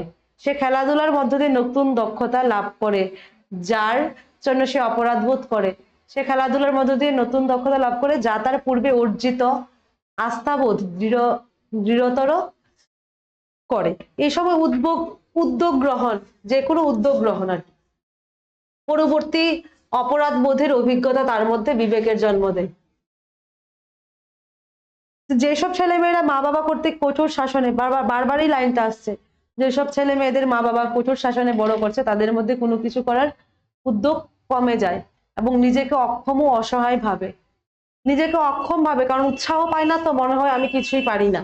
কিন্তু আবার যে শিশুকে বাবা মা শিক্ষকরা কখনো তিরস্কার করেন না, সবসময় উৎসাহ দিয়ে যান, তো তাদের মধ্যে কি হয়? তাদের মধ্যে আবার বিবেকের বিকাশ হয়। যদি উদ্যোগ এবং অপরাধ বোধের মধ্যে ভারসাম্য রক্ষা করা সম্ভব হয় তবে তা শিশুর মধ্যে বড়দের মতো কাজ করার ক্ষমতা গড়ে তোলে ও তার মধ্যে তার দায়িত্ববোধের সৃষ্টি হয়। তাহলে কি করতে হবে? শিশুদেরকে অতিরিক্ত পুরস্কারও না আবার অতিরিক্ত তিরস্কারও, একটা ব্যালেন্স করতে হবে। তারপর হচ্ছে সম্পাদন বনাম হীনমন্যতা। এটা কত নম্বর? সম্পাদন বনাম হীনমন্যতা। প্রাথমিক স্কুলে যাওয়ার সময় থেকে বয়ঃসন্ধি আগে পর্যন্ত বা আগের সময়, স্কুলে যাওয়ার সময় থেকে একদম এডুলেসেন্স পিরিয়ডের আগে পর্যন্ত এই সময়টা হচ্ছে সংকোচের সৃষ্টি হয়। আর এডুলেসেন্স পিরিয়ডকে কি বলে? ঝড়ঝঞ্ঝার সময় বলে। তো এই বয়সের শিশুকে লেখাপড়া সহ খেলাধুলায় নানা রকম দক্ষতা অর্জন করতে হয়। যে শিশু স্বাধীন ও উদ্যোগী মনোভাব অর্জন করে সে সহজে শ্রমশীল হয়, অন্যথায় তার মধ্যে লজ্জা পরাজয়ের মনোভাব ও হীনমন্যতার সৃষ্টি হয়। এই সময় শিক্ষকের দায়িত্ব হচ্ছে প্রত্যেকটি শিশুকে সাফল্যের অভিজ্ঞতা দেওয়া, এতে শিশুর নিজেকে অযোগ্য ভাবের অবকাশ থাকে না। শিশুরা তখনই নিজেকে অযোগ্য ভাবে না যখন শিক্ষকরা, অভিভাবকরা শিশুদেরকে কি সাফল্যের অভিজ্ঞতা দেয় বা উৎসাহিত করে। এই উদ্দেশ্যে সফল করতে হলে শিক্ষকের প্রত্যেকটি শিক্ষার্থীর ক্ষমতা সম্পর্কে জানতে হবে এবং তাদের পরিবেশকে নিয়ন্ত্রণ করতে হবে। এই সময়ের সংকটের দক্ষ সমাধানের মধ্য দিয়ে শিশুর মধ্যে নিজেকে যোগ্য হওয়ার সুযোগ তৈরি হয়। নেক্সট হচ্ছে পরিচয় বনাম বিভ্রান্তি। পরিচয় বনাম বিভ্রান্তি। বয়ঃসন্ধিকালে এই ধরনের সংকটের সৃষ্টি হয়। এই বয়সের মূল সমস্যা হচ্ছে যে এই সময়ে ছেলেমেয়েরা তাদের পরিচয় নিয়ে সমস্যাগ্রস্ত হয়ে পড়ে। তারা এই সময় অনেকগুলো প্রশ্নের সম্মুখীন হয়, বিশেষ করে সমাজে তাদের কি ভূমিকা রয়েছে তা বুঝতে চেষ্টা করে। বয়ঃসন্ধিকাল এরকম একটা পিরিয়ড, না ছোটরা ওদের দলে নেয়, না বড়রা ওদের দলে নেয়। তো এই সময়টা বিতর্কের মধ্যে পড়ে যায়। অন্যের তাদের কিভাবে প্রত্যক্ষণ করছে, মানে অন্যরা তাদের শিশুদের কিভাবে দেখছে, তারা নিজেদের কিভাবে দেখে, এই তুলনামূলক বিচার করতে গিয়ে তারা দুবিধায় পড়ে যায়, দুশ্চিন্তায় পড়ে যায়। শিশুরা নিজেকে বুঝতে পারার অক্ষমতাকে নিজের পরিচয় নিয়ে সমস্যা তাদের মধ্যে একটা বিভ্রান্তি সৃষ্টি করে। এই বিভ্রান্তি সমাধানে ব্যর্থ হলে প্রাপ্তবয়স্কদের মতো আচরণ করা বয়ঃসন্ধিদের পক্ষে সম্ভব হয় না। জীবনের পরবর্তী সময়ে যে সংকট দেখা দেয়, এই ছেলে মেয়েরা সেগুলোর সঙ্গে সফলভাবে খাপ খাওয়াতে পারে না। অপরদিকে যদি কার্যকরভাবে এই সংকটের মোকাবেলা করা যায় তবে ছেলে মেয়েদের মধ্যে আস্থা সৃষ্টি হয়, বিশ্বাস গড়ে ওঠে, তাদের মধ্যে সুন্দর ভবিষ্যৎ সম্পর্কে নিরাপত্তা বোধ জেগে ওঠে। তারপর হচ্ছে ঘনিষ্ঠতা বনাম একাকিত্ব। ঘনিষ্ঠতা। প্রাপ্তবয়স্কের প্রথম পর্যায়ে এই ধরনের সংকট দেখা দেয়। যে যুবক তার পরিচিতি সম্পর্কে ভালোভাবে অবগত হতে সক্ষম হয় সে সমাজে নিজের স্থান করে নেয়। স্বভাবতই সে তখন স্থায়ী সম্পর্কের স্থাপনের জন্য ঘনিষ্ঠতা আশা করে। এটা সম্ভব না হলে সে একাকিত্ব ভোগে, হয় সমাজে একটা নিজের স্থান করবে, নয় একাকিত্বে ভুগবে, বন্ধু বান্ধব এড়িয়ে চলবে এবং পরিবারভুক্ত হওয়া থেকে নিজেকে সরিয়ে রাখে। এই সংকটের সমাধান হয়ে গেলে ব্যক্তি আস্থার সাথে অন্যকে ভালোবাসতে পারে এবং একই সঙ্গে অন্যের ভালোবাসা লাভে সমর্থ হয়। নেক্সট হচ্ছে সৃজন ক্ষমতা বনাম আবদ্ধতা।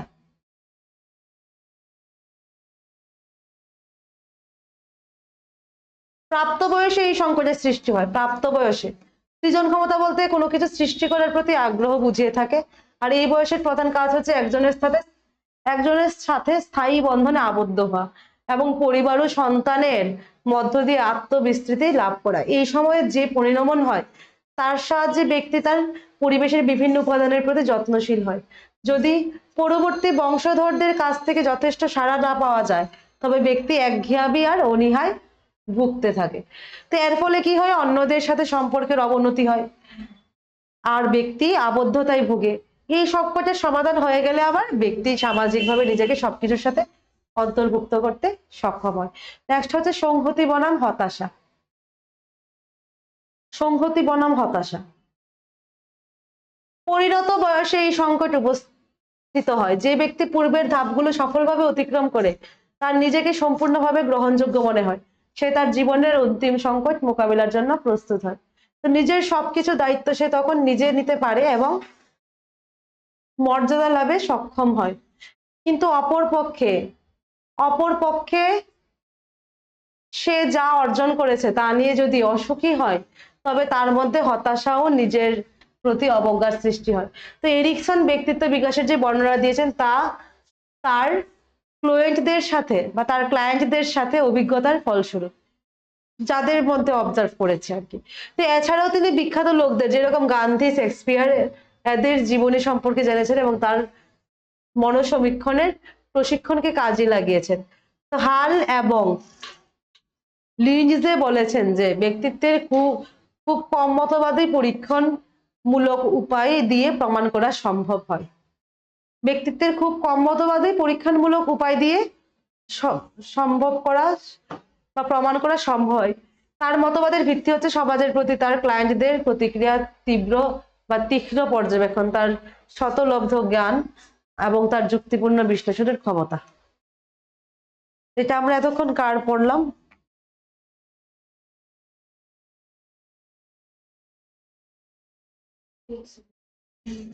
নেক্সট হচ্ছে ডেভেলপমেন্ট অফ মরাল রিজনিং, নৈতিক বিকাশ।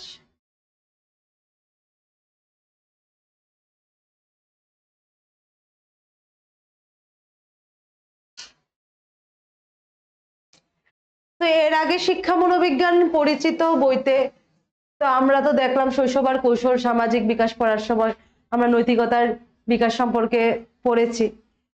তো এখানে দেখো যে মরালিটি শব্দটি ল্যাটিন শব্দ মোর্স থেকে এসছে। মরালিটি শব্দটি একটা ল্যাটিন শব্দ মোর্স থেকে এসছে, অর্থাৎ রীতি বা প্রথা থেকে প্রবর্তিত হয়েছে। এই জন্যই নৈতিকতা বলতে আমরা সামাজিক ও ধর্মীয় রীতিনীতি অনুসরণ করাকেই বুঝি। নৈতিকতা ও বিবেকবোধকে অনেক সময় মনোবিজ্ঞানীরা একই অর্থে ব্যবহার করেন। তবে বিবেকবোধের জন্ম যে নৈতিকতাকে প্রভাবিত করে তাতে কোনো সন্দেহের কারণ নেই। সাধারণভাবে বিবেককে রহবত করা সাধারণভাবে বিবেককে অভ্যন্তরীণ ধনীয় বলে। নৈতিকতার মতো এই বোধ আমাদের কি করা উচিত? নৈতিকতাটা কি? মরালিটিটা হচ্ছে এইরকম একটা বোধ, আমাদের ভিতরকার একটা বোধ যে আমাদের কি করা উচিত কি করা উচিত নয়, এবং সেটা এবং ন্যায় অন্যায়ের নির্দেশ দেয়। শিশু যেমন ভালো মন্দ ন্যায় অন্যায় শেখে, তেমনি সে তার দায়িত্ব পালন করতে শিখে, তার নিজেকে নিয়ন্ত্রণ করা ছাড়াও সমাজের আইন কানুনও পালন করে। তাহলে এইগুলি হচ্ছে নৈতিকতা। তো বিভিন্ন বয়সের শিশুকে প্রশ্ন করে দেখা যায় কি দৈহিক ও মানসিক বিকাশের সাথে নৈতিকতা আর বিবেকেরও ক্রমবিকাশ হয়। বিভিন্ন বয়সের শিশুদের প্রশ্ন করলে দেখবে বিভিন্ন রকম করে উত্তর দিচ্ছে, অর্থাৎ বয়স বাড়ার সাথে সাথে শিশুর ন্যায় অন্যায় বোধের পরিবর্তন হয়। গবেষণার ফলাফল থেকে দেখা যায় যে নৈতিকতা ও বিবেকের বিকাশ বিভিন্ন ধারা অতিক্রম করে পরিণতি লাভ করে। এক এক বয়সে এক এক বৈশিষ্ট্য এক এক রকম হয় মানুষের। তো বিভিন্ন বয়সে শিশুদের গল্প বলে, প্রশ্ন করে, পর্যবেক্ষণ করে তাদের বিবেকবোধ সম্পর্কে অনেক মূল্যবান তথ্য উদ্ঘাটন করেন। তিনি লক্ষ্য করেন যে শিশুর বিবেকের বিকাশে কয়েকটি সুস্পষ্ট স্তর দেখা যায়। নৈতিকতা ও বিবেকের প্রথম স্তরে শিশু শাস্তির ভয়ে বড়দের আদেশ পালন করে এবং অন্যায় থেকে বিরত থাকে। এটা আমরা পিয়াজের মধ্যে পড়েছি, পিয়াজের থিওরির মধ্যেও কিন্তু আমরা এটা পড়েছি। তখন সে শাসন ও নিয়ম কানুনের উপর নির্ভর করে শিশু সহজে সব নিয়ম মেনে নেয়, কারণ সে বড়দের যেমন শ্রদ্ধা করে তেমনি আবার ভয়ও পায়।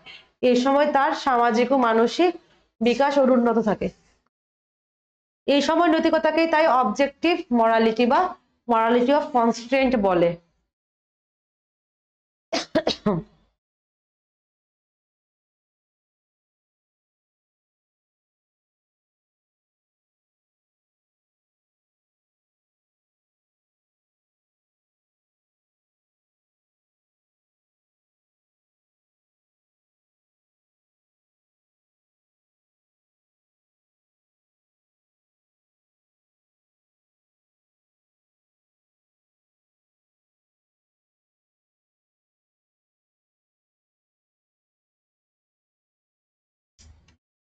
দ্বিতীয় স্তরে কি হয়, সামাজিক অনুমোদন লাভের জন্য শিশু আবার সঠিক আচরণ করে। শিশু এটা অনুভব করে যে তার আচরণকে নিয়ন্ত্রণ করলে পারস্পরিক সম্পর্ক বজায় থাকবে। এই ধারণা দলগত খেলাধুলা ও মেলামেশার ভিতর দিয়ে অর্জিত হয়। তো এই সময় নৈতিকতাকে তাই মরালিটি অফ কোঅপারেশন বলে। শিশু এই সময় ইচ্ছাকৃত অন্যায় এবং দুর্ঘটনাজনিত অন্যায়কে পৃথক করে দেখতে শিখে, মানে বুঝে আর কি নিজে কোনটা করা আর দুর্ঘটনা হওয়া কোনটা। উদাহরণস্বরূপ কেউ যদি একটা কাপ ভেঙে ফেলে তবে সে ইচ্ছা করে ভাঙলো, আর যদি হাত থেকে পড়ে ভেঙে যায় বা কোনো কারণে, তাহলে এটা হচ্ছে কি, তবে এটা হচ্ছে যে ভাঙেনি।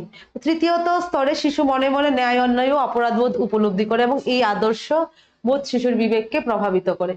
এই সময় ছেলেমেয়েরা সঠিক আচরণ করে এই জন্য যে তারা সমগ্র মানব জাতির কল্যাণের পক্ষে চিন্তা করে। তো মরালিটি অফ ওবিডিয়েন্সকে পেছনে ফেলে মরালিটি অফ সোশ্যাল স্যাংশনে পাড়া দে।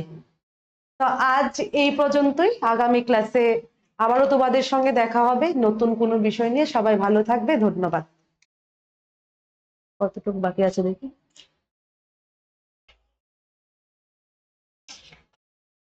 ওরে বাবা, আরেকটা ক্লাস তো নেক্সট দিন করবো।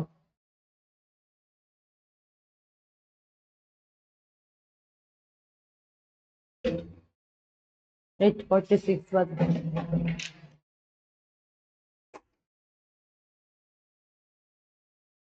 শেষ করলে 10টা বাজবে।